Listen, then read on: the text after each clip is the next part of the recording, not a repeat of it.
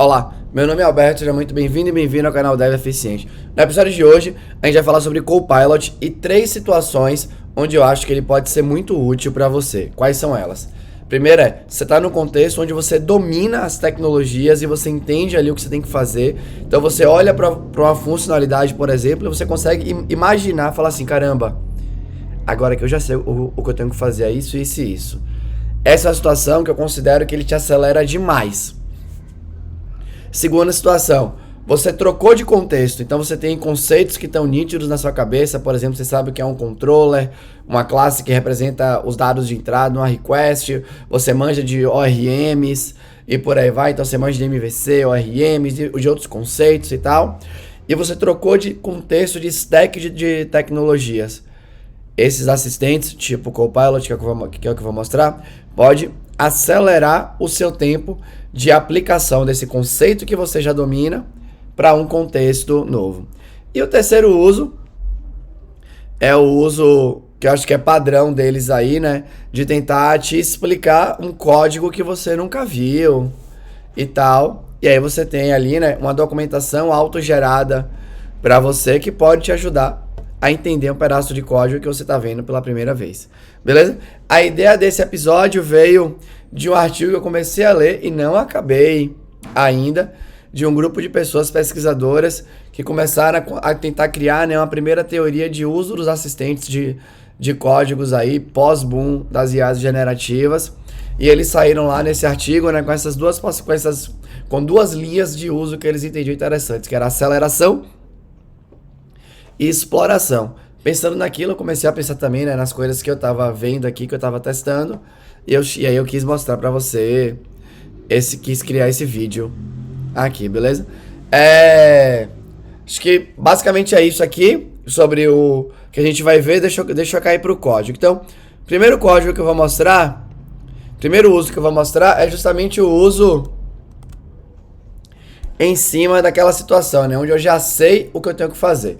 Então aqui eu peguei um projeto que tem lá na Jornada Dev Eficiente, que é o primeiro desafio, né, o desafio mais básico ali pra galera esquentar os motores, que é implementar um sistema aí, né, uma API que simule o funcionamento da Casa do Código, que é a editora brasileira famosa aí de livros.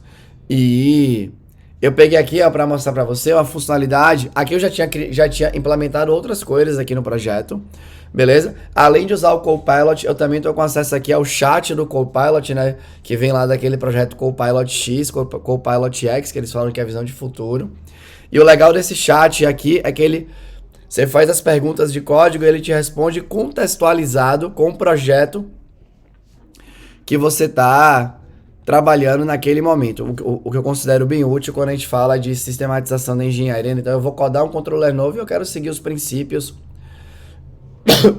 que a equipe está seguindo. Se você está nesse repositório aberto aqui no seu VS Code, no seu IntelliJ, por aí vai, e você for pedir, ele provavelmente vai tentar gerar seguindo o que ele está vendo dentro daquele projeto, né? Pelo que eu entendi, mas eu não sei se é isso mesmo que acontece, mas os arquivos do projeto de alguma maneira influenciam aqui a próxima geração que ele vai fazer, né? Lembrando que eu não sou um especialista em inteligência artificial, longe disso, né? Eu tô tentando ser um excelente usuário, porque eu realmente entendo que isso daqui é um diferencial competitivo grande para você que é dev, né? Deva, quando a gente pensa em velocidade com qualidade, né? Então, deixa eu mostrar aqui um exemplo, eu já falo mais sobre isso, ó. Eu cheguei aqui e peguei aqui uma história, escrevi um pouquinho aqui da história do usuário, né? Então, preciso implementar o processo de uma nova compra. Dessa vez quero ir por partes, porque as outras funcionalidades que eu tinha feito eram funcionalidades menorzinhas. Essa agora tinha mais coisas, então eu quebrei para ir gerando por partes. Comece apenas me sugerindo o código do controller e da classe de request de uma nova compra. E uma nova compra tem as seguintes características por enquanto. Então, botei aqui, né, tem as características, tem aqui as restrições. E aí ele, olha só, gerou aqui o controller para mim, né, o código do controller inteirinho. Gerou aqui o método, né, o executa, e percebe que ele pegou aqui, ó, o meu estilo de código. Eu faço muito, né, o código de conversão de uma classe de entrada de dados para uma entidade, por exemplo, do seu sistema, eu costumo criar um método dentro da classe de request que faz isso para deixar o comportamento perto do estado e tal. E se eu tivesse, por exemplo, no chat GPT, né, fora daqui, dificilmente esse seria o código que ele me mostraria. Por quê? Porque esse código não é padrão. Se ele for pensar nos repositórios mundo afora que existem, esse não é o código padrão que tem por lá. Então ele já pegou aqui. Além disso, ele já me gerou a classe aqui, ó, de nova compra request. Ele não botou o estado como obrigatório, porque eu tinha dito que não era. E já me escreveu aqui, ó, o método toModel também, ó. Já pegando o país e aqui, ó, verificando se o estado estava diferente de nulo para criar aqui, né, para criar o objeto e fazer a variável estado referenciar. E ele aqui já instancia a compra. Percebe que eu não pedi ainda para ele criar a classe compra nem nada. Então, olha isso daqui, né? Aqui a gente está falando, sei lá, de 10 minutos do seu tempo, 15 minutos. E aí você pode pensar assim, caramba, tô aqui chutando, né? Que foram 10 minutos, sei lá, 5 minutos, 10, 15. E aí você pode pensar assim, poxa, mas 10 minutos do meu tempo não é nada. Não é nada se você olhar, né, isoladamente.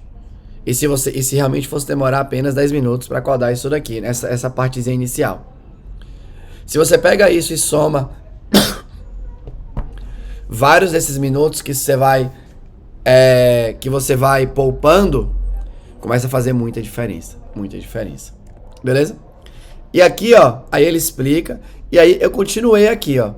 Na classe nova compra request, além de receber as informações da pessoa compradora, também vem as informações do carrinho de compras. E aqui eu estou supondo, né, que a aplicação, o front-end é completamente apartado do back-end. Então o front-end tem lá, né, o seu carrinho de compras, a sua lógica de carrinho de compras, e quando aperta no botão de fechar a compra, né, esse que é o lance aqui dessa API, ele recebe inclusive, né, os dados desse carrinho de compra como um JSON ali também. Então, ó, o JSON que representa o carrinho é esse daqui, aí eu mandei. Pode me sugerir o código? Aí de vez em quando tem alguma coisa que eu erro no prompt, que eu ainda não saquei exatamente o detalhe, aqui no chat, que ele fala, poxa, eu só consigo ajudar com perguntas de código. Aí eu mandei de novo aqui, basicamente a mesma coisa, e ele gerou pra mim, ó. Ele gerou a mesma nova compra request, mas agora ele adicionou aqui, ó, item de compra request, já fez o código no toModel, pensando que eu vou criar, né, novos itens de compra. Já gerou a item compra request e já gerou o toModel aqui. Poupando tempo, né? Bastante. Aí aqui no final, ó, peço para ele sugerir o código da classe item compra. Lá vai ele, ó, sugere para mim o item da compra. Aí aqui tem uma coisa que, percebe de novo, né? É importante que você sempre revise o código. Tô um pouco gripado, tá, gente? Ele bota a compra aqui, ó, mas no construtor ele não coloca para receber a compra no item de compra. Eu na hora que eu fui implementar mesmo, eu até tirei a compra e falei assim, tá tudo bem, né? Tem o item da compra e eu vou ter essa lista lá na outra classe e tá tudo certo. Eu não precisa ter um relacionamento bidirecional necessariamente aqui. E aí, se eu não me engano,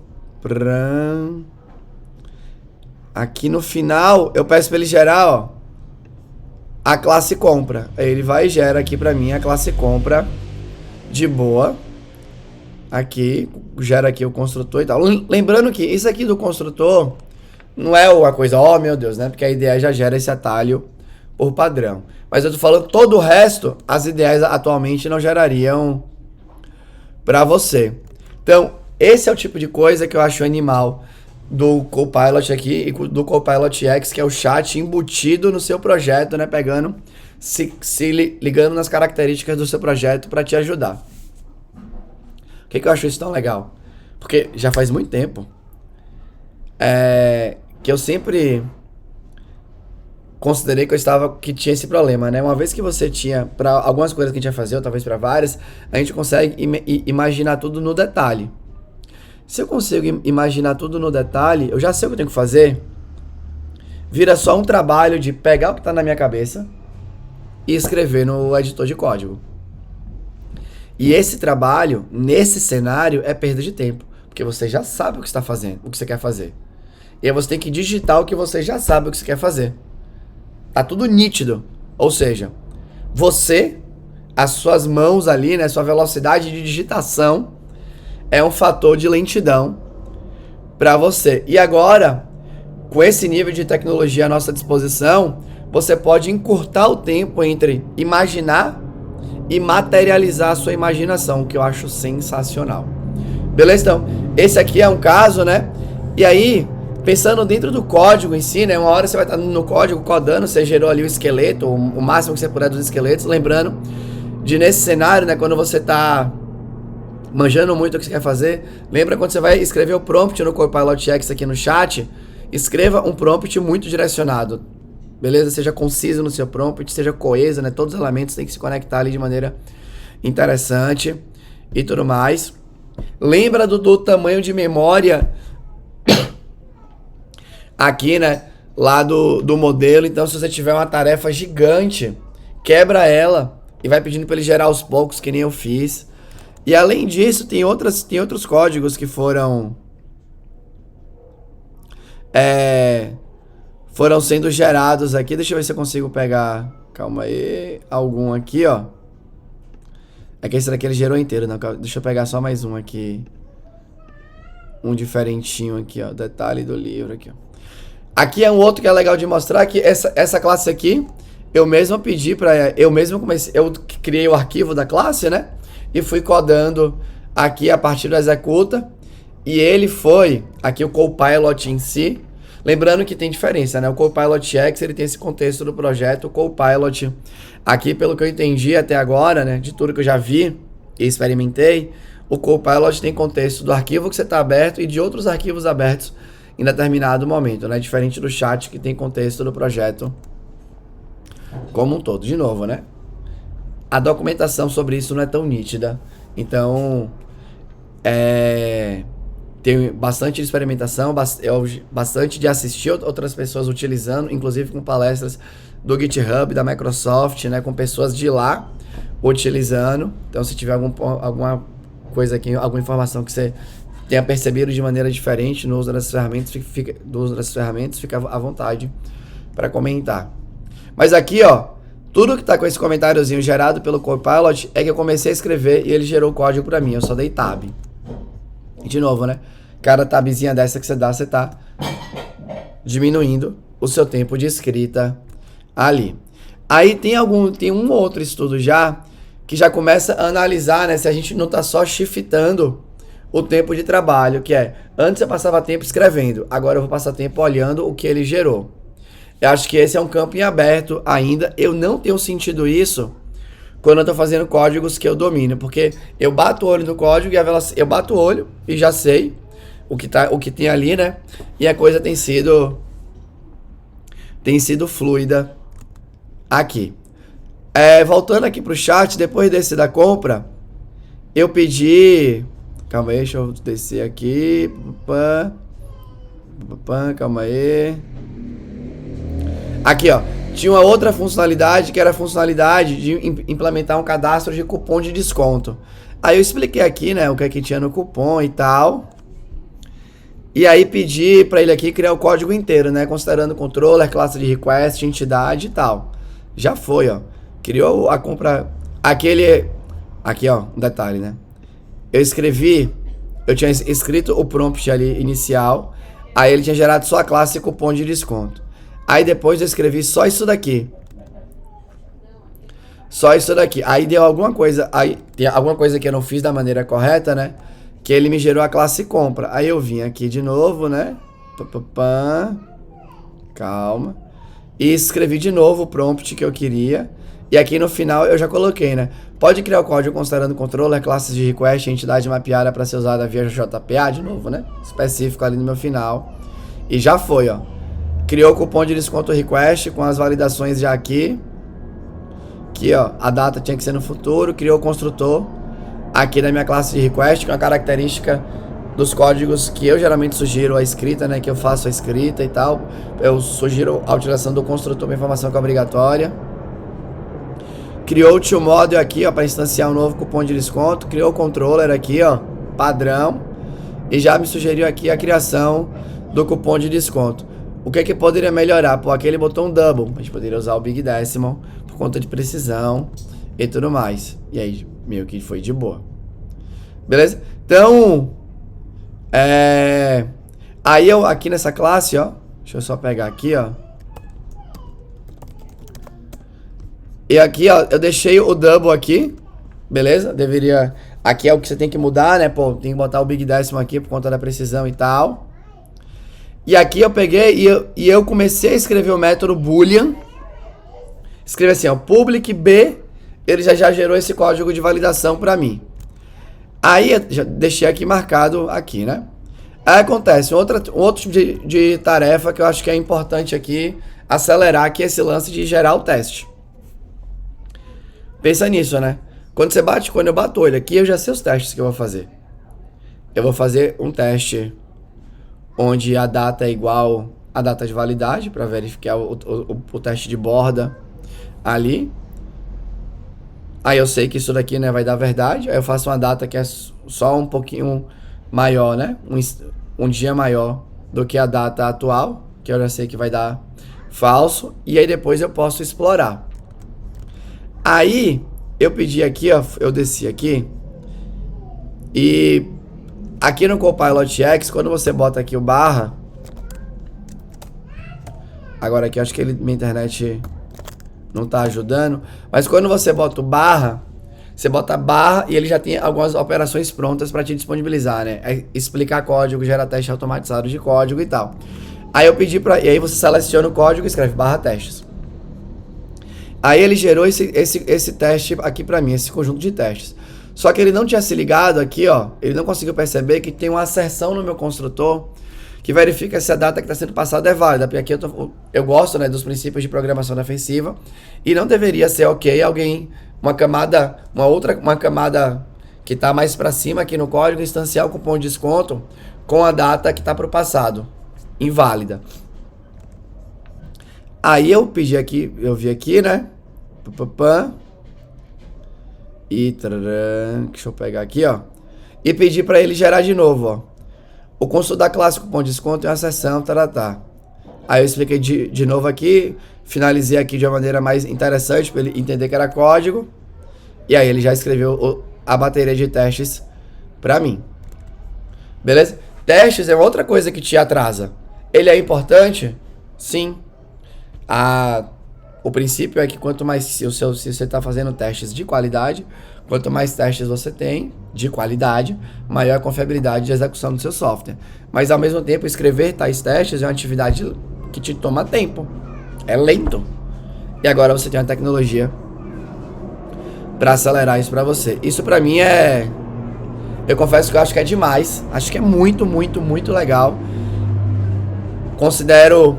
Quando eu olho lá para o artigo, né, para o texto que Frederick Brooks escreveu do No Silver Bullet, quando ele chuta ali coisas que ele entende, né, que podem revolucionar, né, a nossa produtividade, uma parte das coisas que ele fala se conecta com esse momento que a gente está vivendo agora das IAs generativas, enfim, né, sugerindo coisas pra gente e tal.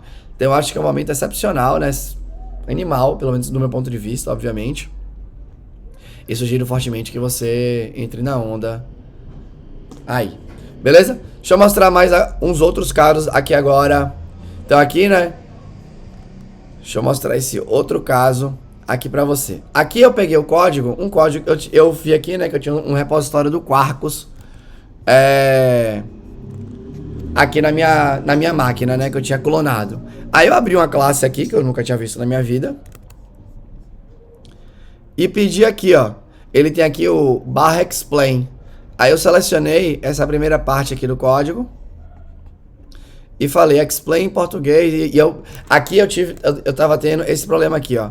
Eu dava explain e ele falava que eu não conseguia completar minha resposta. Porque ele queria pegar o código aqui, criar um bloco de código e continuar. Aí eu fui e ajustei o prompt, ó. Barra explain em português, não precisa copiar o código aqui, só explicar mesmo. E aí ele tenta me explicar um pouco. É uma explicação que você talvez precisasse dele? Pô, talvez não, talvez se eu parasse aqui para olhar, eu ia chegar na mesma conclusão, sem dúvida nenhuma. Mas um texto de apoio aqui para você, né, no contexto separado, pode ser interessante pensando em aprendizado, porque você vai ler aqui. Quando você ler aqui e vier para o código, as coisas podem se encaixar na sua cabeça e isso acelera o seu aprendizado sobre um código ali e tal. Lembrando sempre de validar o que está sendo falado aqui, beleza? Aí eu também pedi para ele explicar, ó, esse segundo trecho. E aí ele explicou o segundo trecho, ó. Ele verifica se há inconsistência. Se houver inconsistência, o código adiciona a mensagem de erro à lista de inconsistências. Em seguida, ele verifica o valor da propriedade build time mismatch at runtime, executa uma ação com base nesse valor. Se o valor for feio, faz aqui, né? Então ele pega esse valor aqui, se o valor for feio, se for warning, e se for default, patati patacular. Então, de novo, você pode fazer isso aqui com o seu projeto que você acabou de entrar na sua empresa hoje. Você pode fazer isso em projetos open source que você vai começar a entender mais ali do código e tal, né? De algum componente, algum módulo de um projeto open source que é importante para você. Tudo mais. Então, acho que esse daqui também é um caso super legal de exploração. Aí, beleza? E aí tem um último caso que eu quero mostrar aqui para você, que é o caso que eu comentei de troca de contexto, né? Esse daqui foi o caso que ainda pra mim foi o não tão bem sucedido, mas eu vou contar do mesmo jeito, que é o seguinte. Eu falei assim, pô, será que eu conseguiria... Eu quero começar a criar algumas funcionalidades na casa do código utilizando o Nest.js, que é um framework em JavaScript, né? Ali, que tenta ser o Spring no mundo JavaScript. Então ele tem os conceitos, o Spring MVC e um pouquinho e a parte de injeção de dependência e tal do Spring no mundo JavaScript. E ele tem ali, né, as mesmas coisas. Eu tenho que criar um controller. No controller que eu defino os endpoints, os parâmetros, crio as minhas classes de request, coloco validações, utilizo meu ORM para gravar, para mexer no banco de dados. Tipo, os conceitos são os mesmos. E aí eu falei, caramba, essa é uma das outras coisas que eu acho que é legal, né? Eu tenho os mesmos conceitos e eu quero aplicar agora na outra stack de tecnologias. Como é que eu posso utilizar, né? Aqui o Copilot X aqui, né? O chat dele para me ajudar com isso. Ops. E aí aqui, ó. Calma aí. Eu tô no certo aqui, só um segundo. Calma aí. Não, calma aí, deixa eu pegar o certo aqui. Aqui agora, acho que é isso. Agora eu tô certo. Eu tava olhando errado aqui o editor. Então olha só, né? Eu pedi pra ele atuar como especialista em Nest.js. E aí, ó, eu comecei a fazer bem por partes piquititicas. Eu queria aprender, eu queria sacar um pouco mais, ó. Então, preciso definir um DTO para a criação de uma nova tarefa. Ele possui um título obrigatório e uma descrição obrigatória. Pode gerar o código em português? Posso. E aí percebe que ele gerou? E aí já me traz coisas para eu aprender, sabe? Do tipo, pô, tem esse class validator. Tem essas anotações aqui, né, que eles chamam de decorator. E por aí vai. Agora eu preciso instanciar uma entidade tarefa em função dos dados que vieram. Qual código escrevo? Aí ele me mostrou aqui o DTO, né? Me mostrou como eu poderia criar uma classe tarefa. E ele botou aqui um método estático, ó, from DTO, que é uma prática que geralmente eu não utilizo. E aí ele me dá um exemplo de como é que eu poderia criar um controller aqui no Nest.js e tal. Aí eu botei assim, ó, eu prefiro que o método de conversão fique no DTO. Aí ele, entendi, então nesse caso você pode criar um método toEntity aqui. E aí começa a exploração. Aí eu pergunto, né, aqui no TypeScript, eu quero deixar os atributos privados. Pá. Calma aí. Agora eu falo que eu quero salvar essa tarefa no banco. Como é que eu faço? Ele me ensina que eu tenho que instalar aqui um type ORM. Aí ele me mostra aqui um pouco de configuração e tal. O que acontece aqui? Tudo isso é bem massa, porque ele vai te auxiliando. Ao mesmo tempo, como eu não domino, pode ser que ele esteja me sugerindo uma configuração que não é a melhor. E aconteceu que ele me sugeriu, por exemplo, aqui configurações que estavam deprecadas. E aí tem esse problema, né, com os dados, a janela de tempo dos dados que foram treinados, né? Se eu não me engano, os dados são de até 2021. E para algumas tecnologias, né? Esse gap de 2 anos, eu estou gravando esse vídeo em 2023, esse gap de tempo pode afetar bastante. Mas esse daqui eu acho que é um uso que tem o potencial para ser muito legal também, de você pegar os conceitos e materializar em outra stack, né, de tecnologias. Ao mesmo tempo, alguns dos códigos, principalmente nessa parte do RM e tal, que ele me sugeriu, não funcionaram. O que me levou a cair lá para documentação. E acho que, e aí isso é algo importante também de falar, né? Cuidado com o bitolamento. Óbvio que uma ferramenta como essa, o Copilot X, o chat aqui te ajuda. Mas pode ser que em determinada situação, você olhar a documentação e escrever seja mais rápido. É importante que você fique com isso na cabeça. Você pode trabalhar, né, com time boxes ali de ajuda para que você não entre nesse loop de, pô, não vou sair daqui enquanto ele não me ajudar da maneira que eu devo. Lembrando que o importante não é ele te ajudar, o importante é você fazer o que precisa. Ele tem que te ajudar a fazer o que precisa. Beleza? Mas essa era a ideia do vídeo, compartilhar, né, esses estilos de uso aqui para você, sugerir que você, se você não tá usando, que você teste. Se você tem usado, comenta aqui, né, um pouco quais são os tipos de coisa que você tem feito. Aí se isso que eu falei faz sentido, beleza? Mas é basicamente isso. No final se você gostou, deixa um comentário aqui. Se você não gostou ou tem um comentário construtivo, deixa aqui também. Eu vou ter o maior prazer em responder para você. Era isso.